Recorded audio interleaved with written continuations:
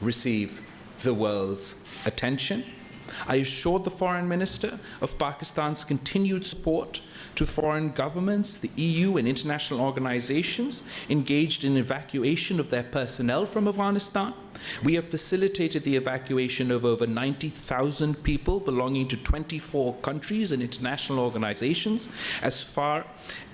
so far in the earlier phases. The ongoing conflict in the Ukraine was also discussed. Pakistan has continuously emphasized the principles of the United Nations Charter, including self-determination of peoples, non-use or threat of use of force, respect for sovereignty and territorial integrity of states, and peaceful settlement of disputes. Pakistan remains concerned about the well-being of the Ukrainian people. Reports of civilian casualties, massive outflow of refugees, and internally displacement of peoples are disturbing.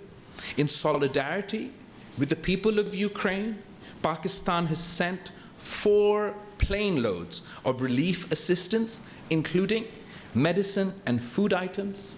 The Ukrainian conflict has shown how interlinked today's world is, as ramifications of a conflict on the European continent are being felt in Pakistan in the form of rising fuel and food prices.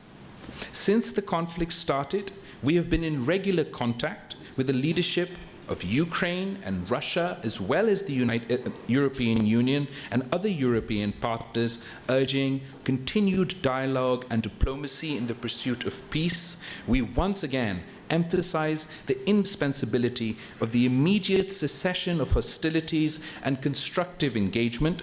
Pakistan fervently hopes that a solution would be found through dialogue and diplomacy at the earliest possible.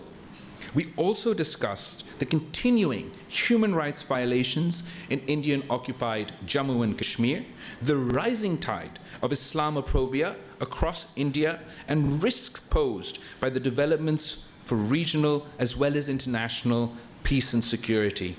In the latest incidents, derogatory remarks made by 2 senior officials of India's ruling BJP party about the Holy Prophet, peace be upon him, deeply offended the sentiments not only of Muslims in Pakistan, Muslims within India, but Muslims across the world. And I emphasize that sustainable peace in South Asia remains contingent upon the peaceful resolution of the Jammu and Kashmir dispute in accordance with the relevant UNSC resolutions and the wishes of the Kashmiri people.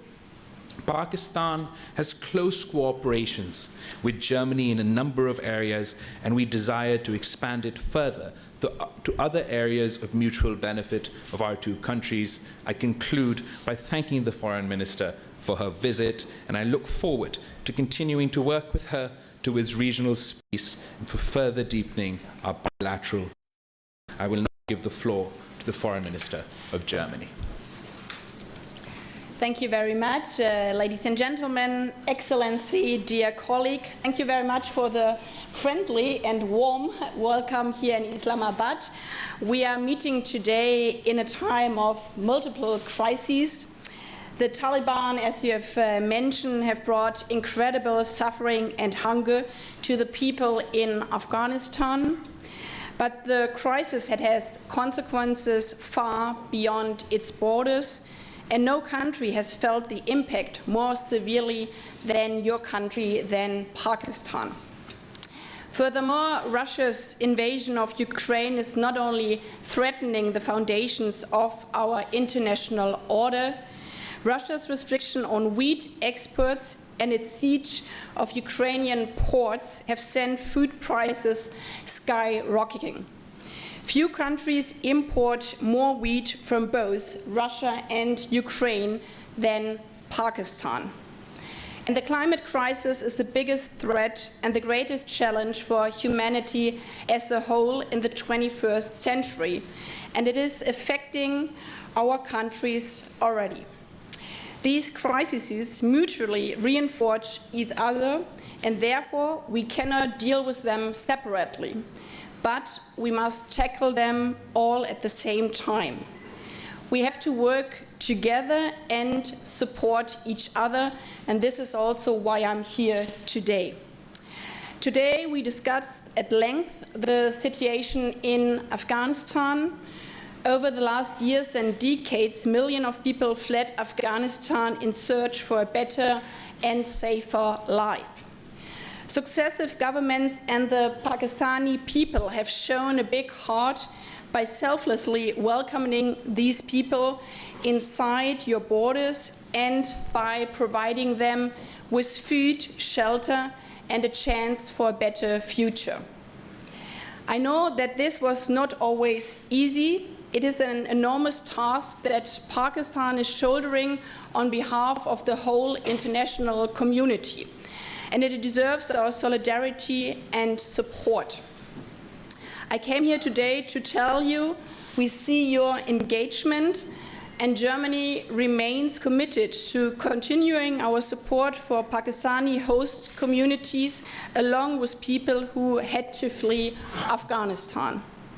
We want to work together with your government, the Pakistani people, and our international partners to improve their living conditions and provide access to education and decent health care. When we look across the border, the situation is dire, and as you have mentioned, the Taliban are leading the country into a downfall. Parents do not know how to feed their children. Girls are deprived of their right to education.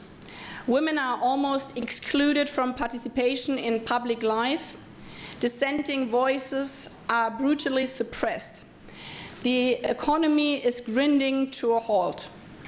The international community must stand united and together tell the Taliban loud and clear, you are heading in the wrong direction. As long as they go down this path, there's no room for normalization and even less for recognition of the Taliban as the legitimate rulers of the country.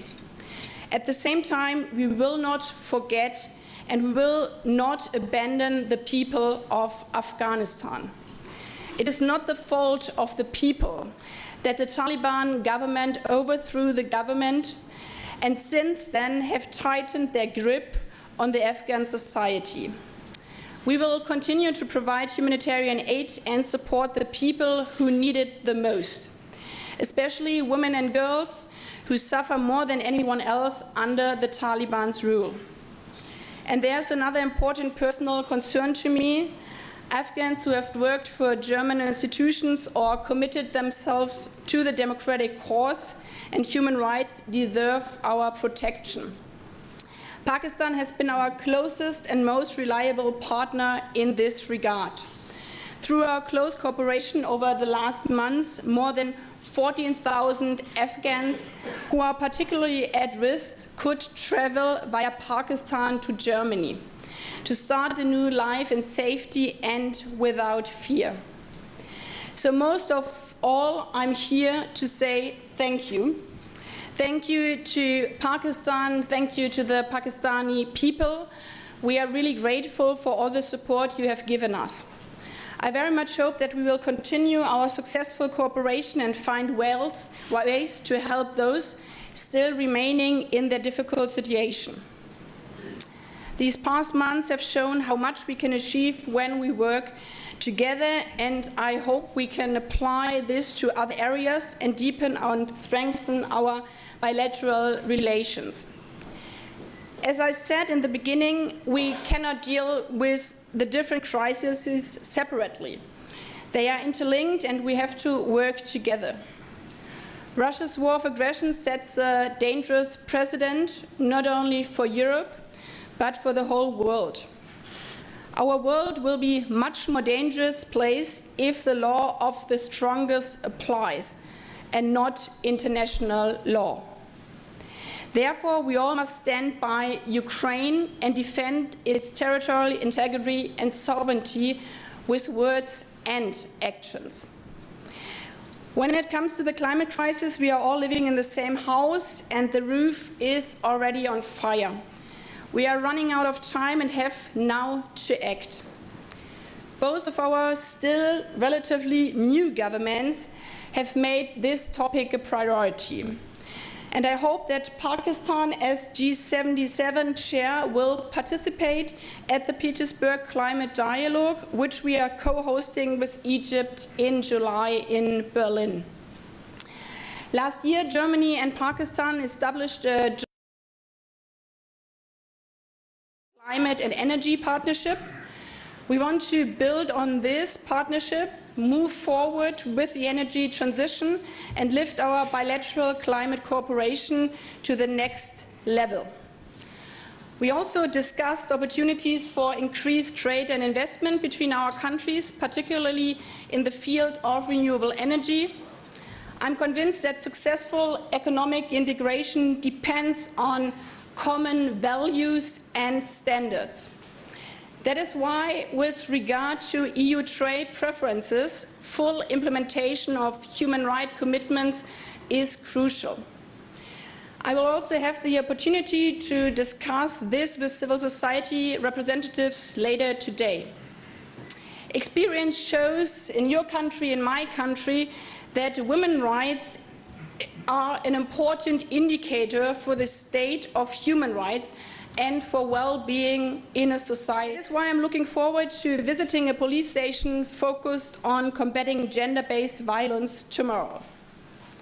Dear colleague, Excellencies, faced with multiple crises, we only have a fighting chance if we exchange ideas, discuss openly and frank, and cooperate closely. I'm optimistic that our meeting today has laid the groundwork for our successful cooperation in the future, and thank you again for the warm welcome here in Islamabad. Thank you, foreign ministers. The ministers would have time to take a couple of questions. I propose to take questions alternatively from our colleagues from Germany and Pakistan. And let me start by giving the question to a gentleman on the right. Please introduce yourself and also to whom you are addressing the question. Yeah, my name is Jörg Blank from a German press agency, DPA, and the first question goes to Ms. Baerbock. What can be done to help the people of Afghanistan while increasing pressure on Taliban at the same time? And the second question to Mr. Zardari. Al-Qaeda can once again operate from Afghanistan. So what can Pakistan do about it to fight the terrorism in Afghanistan? Thank you. Thanks for your question. It is crucial that the Taliban hear the same message from all of us, and that's why we discussed the situation in Afghanistan very extensively. We are facing a humanitarian disaster, and this is also why we, both countries, continue to provide humanitarian aid, because we cannot let people starve. But anything else above humanitarian aid must be strictly conditionalized. We see, in my point of view, that the Taliban are heading towards the wrong direction, and therefore it is also crucial that economic supports need to be conditionalized with regard to the basic rights of the people. But this is also part of foreign policy. We have to be very honest. Our influence on what happens inside Afghanistan is very limited. It depends on the Taliban making rational choices in their own economic interest, and that is not what they are doing right now, and therefore we are supporting the people of Afghanistan with humanitarian relief and bringing out those who are endangered by their life. I'm going to address all three of the questions because I think it highlights sort of the main expectations from Pakistan and the international community from Afghanistan. One is dealing with the humanitarian economic crisis, and then, as you said, terrorist activity from Afghanistan vis-a-vis Al-Qaeda. We have in Pakistan been facing the brunt of terrorism and extremism over the past many decades, and so have, of course, the people of Afghanistan. It is in our interest and in the world's interest that there is a peaceful and stable Afghanistan that does not have its soil used for terrorist activities within the international, within the region or anywhere else in the world. There are questions as far as the capacity of the new regime to tackle this problem, and it is important for us to engage with them, as far as our security concerns are concerned, or terrorist activity from any group impacting any country is concerned. But what I must emphasize is that Pakistan is not only a victim of terrorism. I am a victim of terrorism. And I am a victim of terrorism and terrorist groups that operated in my country and operated in another country. But when I plead the case for humanitarian assistance for Afghanistan, for the people of Afghanistan, or when I plead the case of us all working together to try and ensure that we halt the complete and utter collapse of the economy in Afghanistan, that is in spite of or regardless of my views or whoever else's view, anybody else's views vis-a-vis the regime that is imposed in Afghanistan at the moment. It is because we're particularly concerned about the consequences of a humanitarian crisis of this scale on our border. With the United Nations saying that 97% of the people of Afghanistan will descend below the poverty line, where the families in Afghanistan, through no fault of their own, are facing starvation, I believe we must work closely with the international community and with the Muslim world to help avert a humanitarian crisis and to help avert a total economic collapse, so that we can be in a better position to ensure that the Afghan regime lives up to the international commitments, so that we can create the environment that reduces and does not increase the chance of terrorist activity, and so that we can emphasize with the Afghan government, with the Afghan regime, that they must live up to their commitments to the international community. They must live up to their commitments to the people of Afghanistan, and that includes the women and children in Afghanistan. Thank you. Can we have a question from the back here, left side? Thank you very much. This is Shaukat Paracha from Aaj Television. My question to the young, dynamic, and the youngest Foreign Minister of Pakistan, His Excellency Bilawal Bhutto is that it's heartening to note that you are reaching out to the major capitals and interacting with the world leaders. What has been their response in the policies that you are pursuing? Because every time there is something, the foreign policy is pointed out in one or the other way. And Honorable Foreign Minister of Germany, thank you very much for coming over. We are so excited that our director, one official, is wearing a dupatta containing the German flag. Right now, she's sitting over there. My question to you is, you repeatedly talked about the international law with Ukraine, but what is the applicability of the international law, humanitarian principles, in case of Kashmir? Why the global powers are silent? Why there is no voice about the rising Islamophobia in India, as you have seen the recent outrage in the entire Muslim world about the comments, whatever they have been made by the spokesperson of the ruling party? Why the word is silent? Thank you. Should I start with your... I'll start with your first question. Shukriya Paracha Sahab, thank you very much. I've only been in the this office for a little bit over a month now, but our priority in 3 words is engagement, engagement, engagement. We feel that if you don't talk with the world, if you don't engage the world, you can't put across Pakistan's view, you can't convince them, their societies, their leaders, their parliamentarians, their civil society. If Pakistan refuses to engage the world, then we must forget about being able to convince the world and achieve our objectives on a foreign policy front.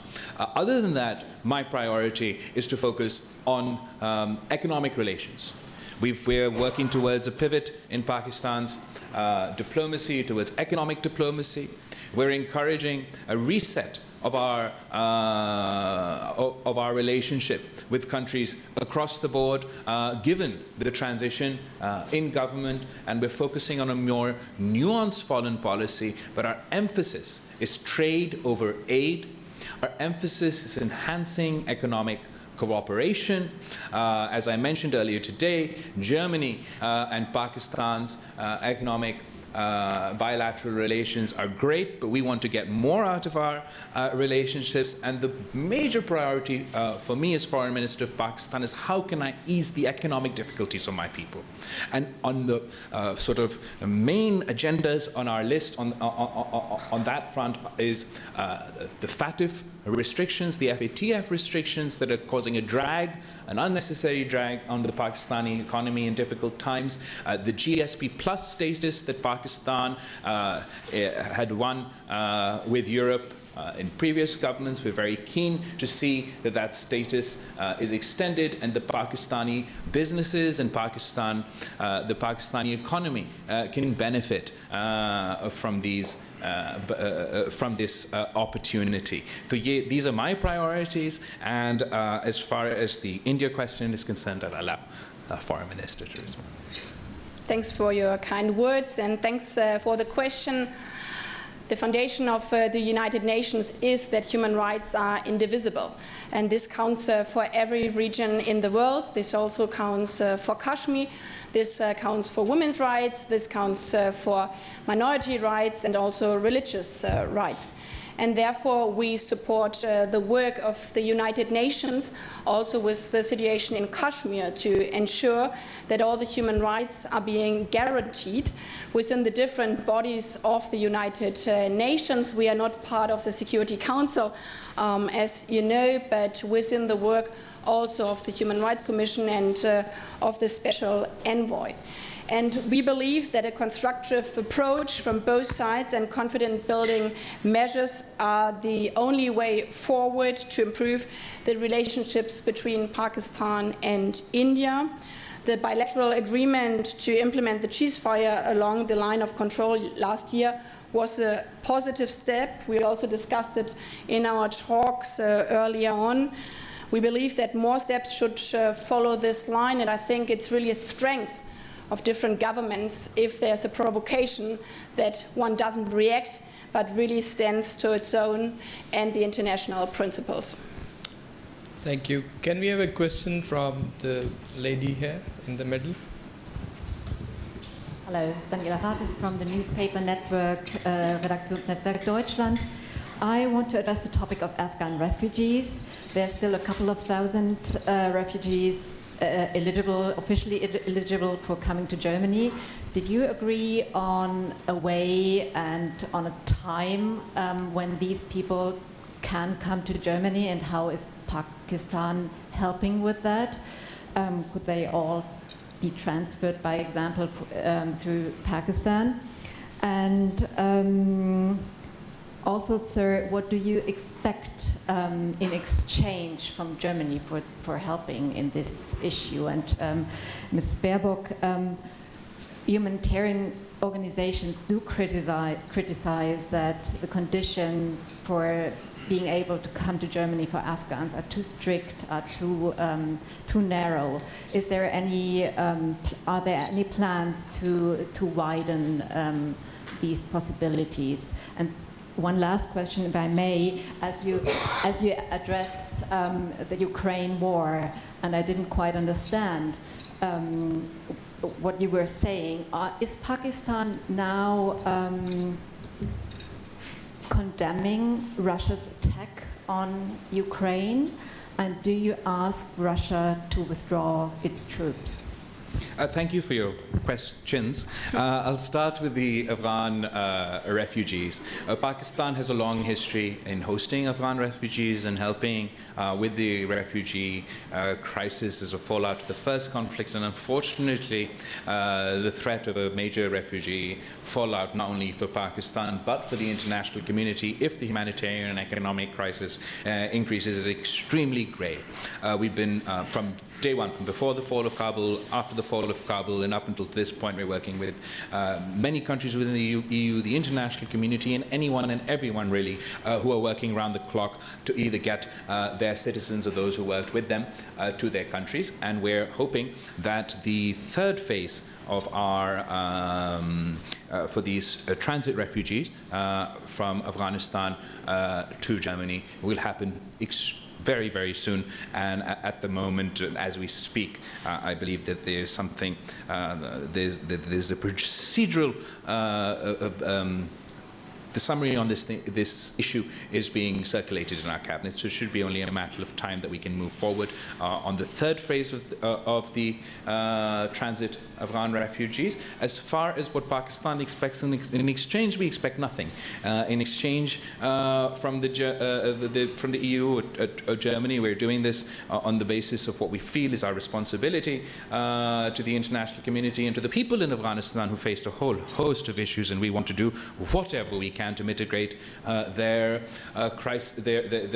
difficulties. What I would say to the German media, to the German people, to the European people, is to remember, to understand, recall, and highlight the fact that Pakistan not only now is playing an outsized role as far as mitigating the humanitarian crisis in Afghanistan, despite our own economic foes. We are going above and beyond to help everybody with their refugee or sort of the transit refugees. And this is the face of Pakistan, a modern Muslim nation playing a responsible role on the world stage. And don't see Pakistan in the way that perhaps these groups that we all have our own views on would sort of, that the impression or the perception that Pakistan has in the international media is often colored by the activities of these groups rather than the activities of the people of Pakistan. As far as Ukraine is concerned, Pakistan has not changed its position. Pakistan has a nuanced position. We don't want to get dragged into any conflict, but we are steadfast in our support for the United Nations resolutions. We are all part of the United Nations, and it is in Pakistan's interest. It is in our interest, as a small country, as a developing country, that international laws are followed, that international institutions are followed, that international law is followed. But we don't want to be dragged in to any conflict, particularly given that we've just experienced decade after decade of conflict in Afghanistan. And the people in my country would like to share our experience with the people of Ukraine, the people of Russia, and the people of Europe, that ultimately all conflicts have to resolve through dialogue. Will be the tools that we use in pursuit of peace. Of course, one can't ignore the humanitarian crisis facing the people in Ukraine, the difficulties and the atrocities faced by the people of Ukraine.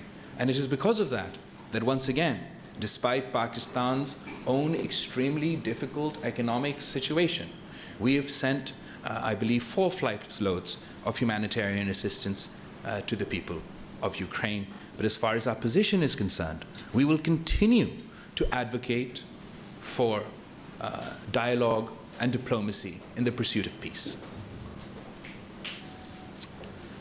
Coming back to the part addressed to myself, first of all, we really appreciate the support of Pakistan, as I have said before, especially as His Excellency has underlined that this is not a question of bargaining, but a question of humanitarian aid and supporting the citizens of Afghanistan.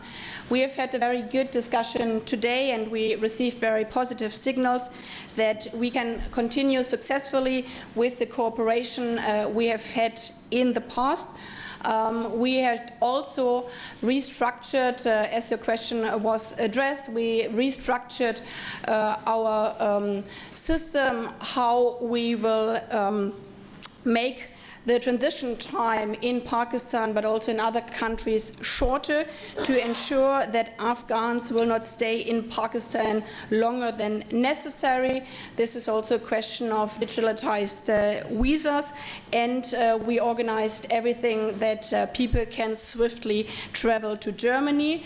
So far, not a single person from our list transitioning through Pakistan failed to travel on to Germany, and we are continuing on this path. And as you have mentioned, NGOs, this was also a reason why a couple of NGOs joined me on my travel here to see how we can work closely together. This is also something new in the work of the Foreign Ministry together with Interior Ministry of Germany, that we have a very close relation with NGOs to help also on practical matters to enable to bring out not only the people most in danger who have worked for German institutions or who have faced, especially women and journalists and human rights defenders, with threats by their lives, to not only bring out them but also their family members in an unbureaucratic way.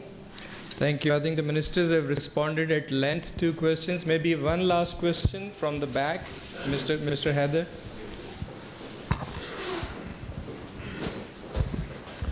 Thank you, Mateen Heather, GTV. Question to Foreign Minister Bilawal Bhutto. You said that it's a time to pursue diplomacy and to resolve conflicts through peaceful means. So the first question is in the context of regional peace. And you have said you have more than 1 month in power and taking so many initiatives, economic and other. Are you taking any initiative to resolve Jammu and Kashmir issue, and any hope for the resumption of dialogue with India so that these all issues could be addressed through dialogue and talks? And beyond writing letters to different international organizations on rising Islamophobia in India, what other steps could be taken to bring India under pressure to stop these things? And to German Honorable Foreign Minister, of course, you might have sought Pakistan's support on Ukraine. Pakistan has no other options to go for economic cooperation with Russia and with China. Would you propose and suggest what are the other alternate means of getting economic cooperation, energy, trade, and these all things? When Pakistan gets closer to Russia and China, of course, this is not acceptable to the Western community. So Pakistan doesn't have any other options. So on this front, how Germany, being an economic part of Europe, could assist and cooperate with Pakistan? Thank you so much. Thank you for all your questions. I'm going to start from the end and go back. Pakistan wants to engage with the entire world. We are neighbors with China. We have a long-standing relationship with them. Lekin jaise aapko pata hai, you must know that Pakistan has played a very unique role within the context of China and international cooperation. In fact, Pakistan's role in establishing diplomatic relations between China and the United States is now part of history. We played a very important role in increasing cooperation, increasing engagement, and in fact establishing those diplomatic relations. So today I see Pakistan's role as not trying to aggravate any regional conflict or any conflict at all. We want to continue our engagement, but also play that role as a bridge. And from our perspective, from our national security interest, from our security interest, from our country's perspective, from the interest of our region, it serves all our interests. It serves the interests of Pakistan, it serves the interest of everyone in our neighborhood. That instead of increasing conflicts, moving towards more of a new Cold War order, that we could engage in dialogue, in diplomacy, in the pursuit of dispute resolution, decreasing conflict rather than increasing conflict. As far as Kashmir is concerned, as you said, I've only been in this job for a month now, but I don't believe there's been a single meeting where the issue faced by our Kashmiri brothers and sisters have not been addressed. Whether it is at the United Nations, and I'm speaking within the context of food insecurity, whether at Davos, whether in China, whether standing next to Secretary Blinken or the various foreign ministers that we've managed to engage with, or indeed today with the Honorable Foreign Minister of Germany, we have consistently and persistently advocated for the resolution of the issues faced by the Kashmiri people, and with a particular emphasis on the fact that the situation has deteriorated. The space for practical peace and dialogue has deteriorated, not by an action of Pakistan, not by from our side, but by unilateral provocative actions from the Indian side. Whether you talk about the August 2019 events which undermine the internationally disputed status of the region of Kashmir, whether we talk about the process that started in August 2019 of allowing non-Kashmiris to settle and buy property in Kashmir and begin the process of undermining the Muslim majority, disempowering the Muslim majority, whether we talk about the May 5th so-called Elimination Commission, there was in fact an artificial gerrymandering exercise to once again disempower, disenfranchise the Muslim majority and artificially turn them into a minority. We consistently advocate for our Kashmiri brothers and sisters, and we believe that the provocative statements, Islamophobic statements emanating out of officials of the Indian governing party yesterday are absolutely outrageous. And this is an action that is condemnable, not only by the Muslims of India, not only by the Muslims of Pakistan, not only by the Muslims of Kashmir, but the Muslims all over the world. It exposes the Indian facade of a secular democratic nation. They are no longer, if they are unable to apologize, if they are unable to take appropriate action, then it is further proof that this is no longer secular India. This is Hindutva India. This is Hinduism superiority in India. And that colors our diplomatic relations. For the people of Pakistan need peace with India. The people of Pakistan need peace with all our neighbors. But for us to be able to talk about peace, we have to talk with a rational actor, with an India that believes in engagement, which believes in equal rights for all citizens or all players regardless of their religion, regardless of their ethnicity. And if provocative statements such as yesterday, provocative actions such as August 2019 and May 5th continue to happen, then that space will continue to decrease. To the part of your question, in this situation, the whole world is facing the consequences of the Russian war, because it's a hybrid war. It's not only a war by bombs and tanks which are being thrown and which are invading Ukraine, with many, many people dying every day. It's a hybrid war which is also being led by a corn war, by a war of disinformation around the world, and therefore I would like to make very clear that there's not a single sanction on nutrition, on health, or on corn. The opposite. There are only sanctions which hit the system of the Russian regime, and therefore I also personally, as a chair of G7, are doing everything to counter the effects which, especially with regard to corn, hit countries like yours, especially because much of the grain and the corn comes from Ukraine and Russia. And therefore we are trying everything to bring out the corn of Ukraine, different ways via train, and also analyzing if there's an option of the port. But the most easiest way would be that Russia would stop the bombing and would stop shooting at Mariupol port, so the world could be saved again with regard to the corn war. We also see a responsibility responsibility of everybody who believes in international law to cooperate together with regard to energy prices, with regard to prices for food. That's why we increased our donations with regard to food towards the poorest countries in the world. This is why we are also looking how other countries can export corn right now. And this is also why I'm going next week to the Gulf states to see how we can work together on the big challenge of energy prices. But also here, as in other situations, if we have all the same message towards Russia, underlying that the easiest way to end this war in Ukraine, but also the consequences, would to end the breach of international law by bombing Ukraine. Thank you so much. Thank you for your cooperation. Thank you, everybody. बहुत शुक्रिया. वज़ीर ख़ारजा Bilawal Bhutto Zardari German हमनसब के हमरा press conference कर रहे थे. German वज़ीर ख़ारजा एनालिना बारबोक जो 2 रोज़ा दौरे पर पाकिस्तान पहुंची हैं, वो वज़ीर आज़म शहबाज शरीफ से भी मुलाकात करेंगी. हाजिर होंगे एक ब्रेक के बाद. मैं इन रंगों को देखती नहीं, सुन सकती हूँ, जी सकती हूँ. निपॉन पेंट के साथ. Nippon paint, Asia's #1 paint brand. Dance strong तो मैं स्ट्रॉन्ग और अब बचत भी स्ट्रॉन्ग. कोलगेट के साथ जिगजैग टूथब्रश बिल्कुल फ्री. ऊंचा नाम करना है, सबसे आगे बढ़ना है.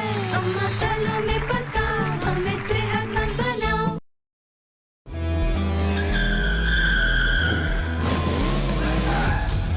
क्या स्टाइल है बॉस, मगर ग्रिप टोटल